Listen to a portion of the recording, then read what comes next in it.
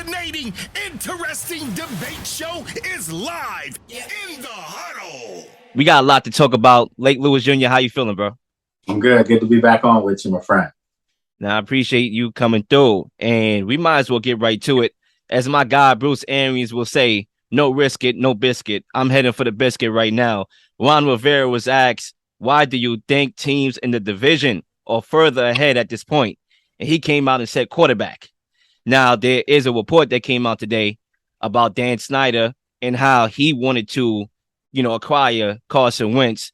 Does Ron Rivera's confidence, or should I say lack of, and his comments signify that he was never on board with the transaction of Carson Wentz? Well, I've been critical of Ron and some of his coaching decisions and personnel moves for the last 2-3 years. I still, hold true to value that he's a good person and he was the right person for the hire as far as bringing credibility to the organization. But with that said, the comments and I'm not defending Ron because I've been very critical of him, but I think those comments were blown out of proportion. I think that with the way the question was asked, it wasn't that he was throwing Carson Wentz under the bus. If anything, he was throwing the Taylor Heineke's under the bus. He was throwing, rest in peace, Dwayne Haskins. He was throwing all the guys that he had before they got Carson Wentz. So I think what he meant was, and he kind of cleared it up, that it wasn't that they're losing because of Carson Wentz. He was saying that the other teams in the division have had their quarterbacks, meaning they've been in the same system for a couple of years now. So they've grown. Where he erred with that comment was that Daniel Jones is in a new system. They have a first-year rookie coach up there in New York, came over from Buffalo, and yet the Giants are 4-1. So he erred in that department. I think the problem right now, my friend, is that Ron Rivera is making a lot of excuses. And the bottom line is these guys aren't being coached up properly. You can see it out on the field. They're being, outmaneuvered on the field. If it's a chess match out there, teams are, a move or two ahead, and Washington's not able to adjust. So it all has to come back in as far as the coaching. And he's got to look at himself. He's got to look at his offensive coordinator, Scott Turner. He's got to look at Jack Del Rio on the defensive side of the ball. One game doesn't make Jack Del Rio. They did have a really good game last week against Tennessee, but you need to see them follow that up. Not just tonight against Chicago, here in Chicago, but they need to follow it up later on as well. So, to get back to your point, I don't think he was throwing Carson Wentz under the bus by any means. He was basically saying that maybe they have their quarterback now that they can be a player with, but it was a poor choice of words nevertheless.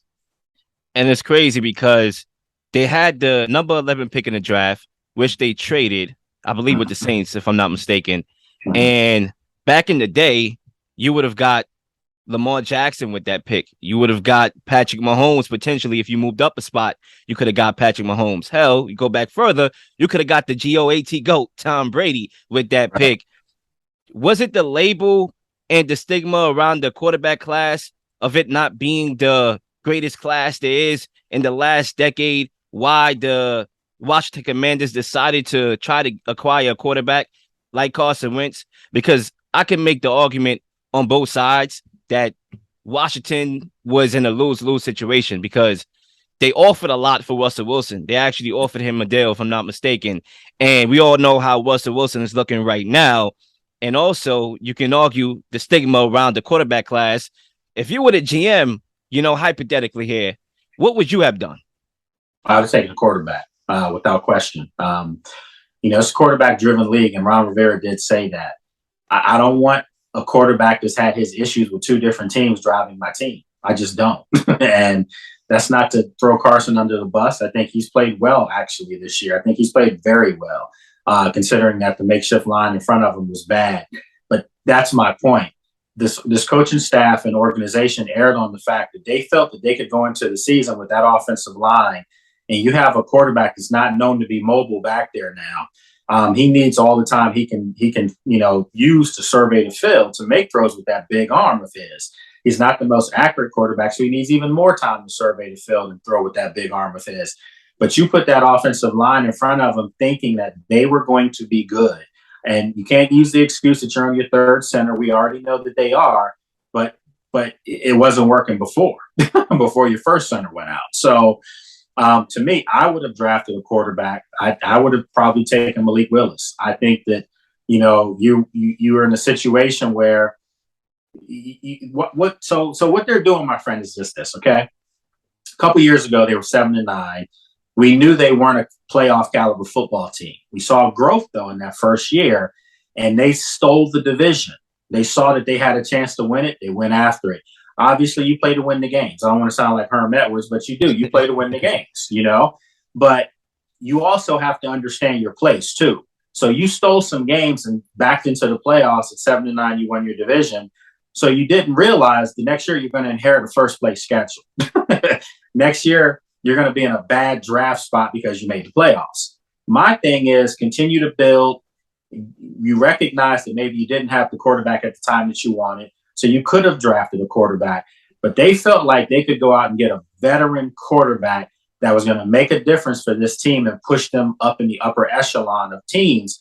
And that was wishful thinking. And everyone knew that Washington team was way more than just average quarterback away. Unless you got a Russell Wilson, I think that you should have traded or, back in the draft and, accumulated some picks, which they did. And they got Jahan Dotson, which looks like a great move so far. But you still need your quarterback. And I don't think your quarterback of the future is on your roster right now. So you're still in the same boat going forward. And we see that a lot with a couple NFL teams that I could think of right now, where the roster is like a win now roster, because I could look at Washington and say that they have a win now roster, in my opinion, especially like the last couple of years. But the quarterback is the missing piece, and you see it with the Colts right now with Frank Wright, win now roster, both sides of the ball, always play hard, but can't get the quarterback right. And they trade for quarterbacks every single year. And now look at them. Also, the Panthers was doing the same thing. Matt Rule just got fired. I'm going to come back to Ron Rivera in a few minutes, but I think going forward, we came with a report today. It was a report that dropped today about Dan Snyder early this morning by ESPN, in which he reportedly hired investigators to dig up dirt on NFL owners and Roger Goodell. He went as far as saying, allegedly, that the NFL can't, with me. We all know when it comes to the players, the NFL is not shy to dish out punishment. But when it comes to the owners, it's like they're scared straight. You look at Roger Goodell, he's shaking like a dice game out there. What is it when it comes to these owners? And do you think that Dan Snyder really does have dirt that he's willing to drop? Or is it, okay, he's just saying that because he's on his last legs? I think it's both. He is on his last leg, so to speak. But he does have some dirt. And I can tell you right now, from just knowing people that are in other organizations, there's a lot of things that are going on or were going on in other organizations that were going on in this organization. And that's not me creating stuff. I'm telling you that factually. So with that said, I'm just a reporter. I'm just a journalist.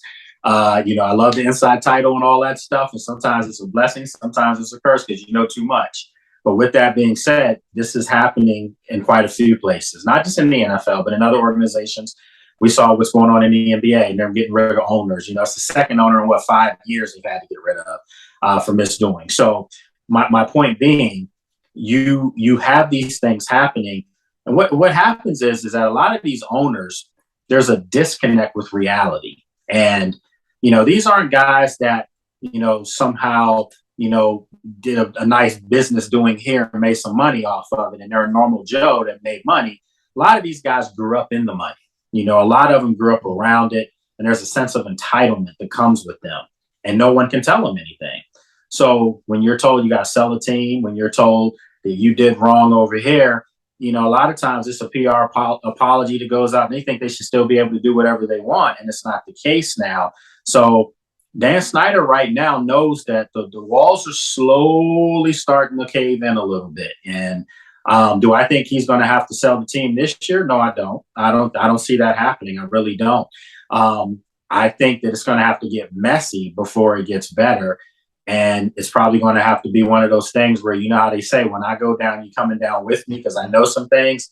That's pretty much what this is. And it's just the rich fighting each other right now. So we just sit back and watch it and laugh. I think a lot of people when they see guys with suits and ties, they automatically think that these guys are good dudes. Like, of course, there's a level of professionalism when wearing a shirt and a tie with a lot of the job forces across America. But there's certain situations where people that wear the black suit and the tie are actually corrupt, and not only corrupt, but they operate like they're in the mafia almost. And I think that's kind of like what I'm learning, especially when it comes to ownership, that because you have a lot of money and you wear a shirt and a tie does not mean that you have the franchise best interest at heart and the people that work for you. What makes the NFL so great right now is like it's a reality show and it's not scripted. It will make another great episode of reality TV. But there's another question that I want to ask you, because we have a game on tonight. And a lot of people, they're going to watch this video on Friday. The game is going to be over. But how important is this game for the Commanders, not only for salvaging this season, but also in a broader outlook perspective when it comes to Ron Rivera's job security? And have you heard any rumblings amongst the team that this may be his last hurrah with the team, or is it something that you really didn't hear nothing about so far? No, Ron Rivera is not going to get fired this year. I'll go out and say it on my professional basis that they could not win another game, and they could not score another touchdown this year. He's not getting fired. It would be another bad PR blow for the team, even if it's warranted. And I think a lot of people want Ron out. But like I said, he's done some good things on one side of the board as far as the professionalism of the organization. But on the field, it hasn't matriculated as bad. So no, I don't think he's going to be fired. But as far as the game itself, yeah, it's more than just salvaging your season. It's keeping the very little bit of your fan base that you have left, seeing that they want to stick around for this, because a lot of people are jumping ship right now, and they tried over the years. They really have. But a once proud franchise is now a laughingstock in all of sports. You go when we're at the stadiums on Sunday at home. I'll make this kind of known.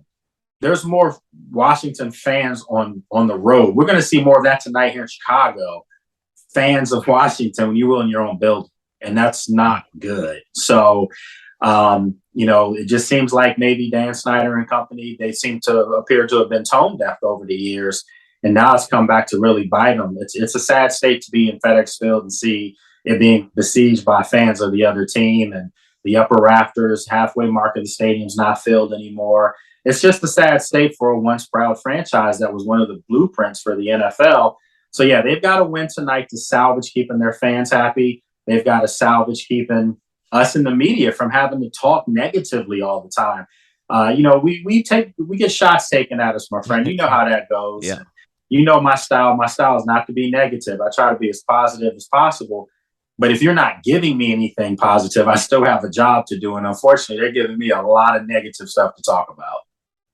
And that's one of the reasons why I feel sorry for like journalists, because it's like, okay, you want us to ask you questions that are good questions, that are questions of positivity. But if you're not giving me a reason to ask that, then I'm out here looking like a fool and I might lose my job.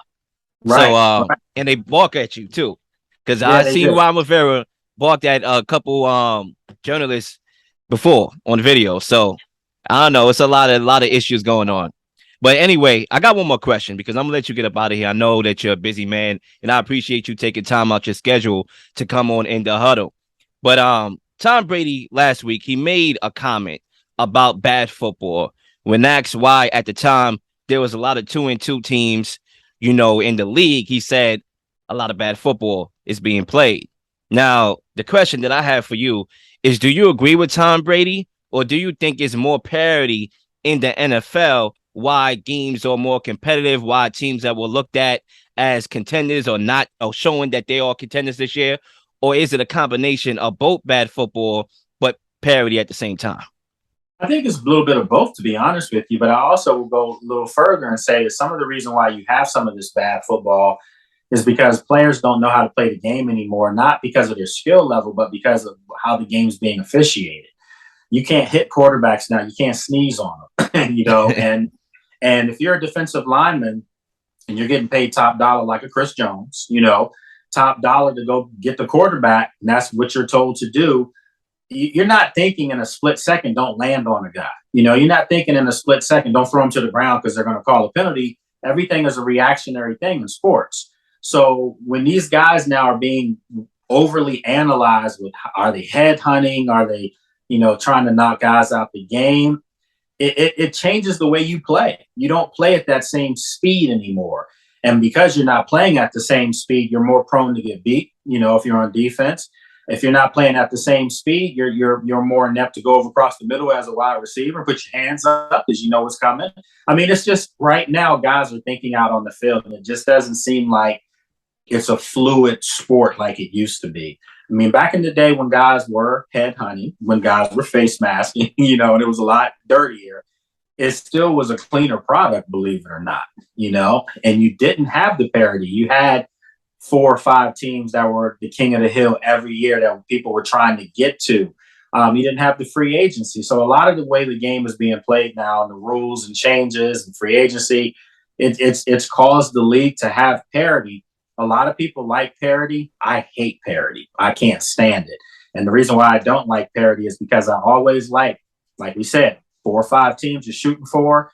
I always want someone to attain to get them because it makes you raise your product. So it makes, from you being a mediocre team, you got to be great to beat those teams. So then you have more really good teams and you have better football. And I think, and this is just my theory here, what do I know? I'm just a kid from Brooklyn. But I do think that the preseason and guys not playing in the preseason a lot. You see guys take on that Sean McVay route of I'm going to rest my starters throughout the preseason. I think it's had an impact on just how things look on the football field, how guys is in rhythm.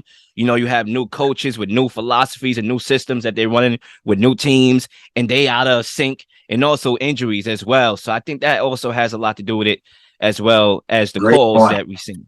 Yeah, great point, man. I mean, you think about it.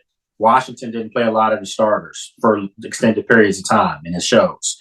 Cincinnati Bengals did not play hardly anybody in the preseason, and it shows. The Rams didn't play a lot of people in the preseason, and it's showing. So my thing is, you have one less preseason game now. To me, that's more reason why they should be playing during the preseason. And maybe, you have your third game, the game no starters play. Second game is a dress rehearsal game. First game, you give them a quarter so they can get their feet wet. But if you're being real protective of players, you and I both know this, and I know from playing college ball, what happens is that when you play very trepid-like, that's when you get hurt. So, when you go from not playing at all to now the bullets are really flying out there 100%, the speed of the game is there, that's when guys get hurt because they're not prepared for it. So the league and coaches are going to have to really start to assess how they go about their preseasons and off seasons. Kansas City played their starters. Look at them right now. The Bills, they played their starters. Look at them right now. The 2 best teams in the conference going at it this Sunday. Late Lewis Jr., I want to thank you for coming on this show, and I'm looking forward to having you on again in the future. Absolutely. Anytime, my friend. Sorry about yesterday, but I was traveling, but we made it work. Now we made it work, and that's what we do. That's what people do that are serious. They make things work. And ladies and gentlemen, that wraps up another episode. I'll see y'all on the other side. Peace out.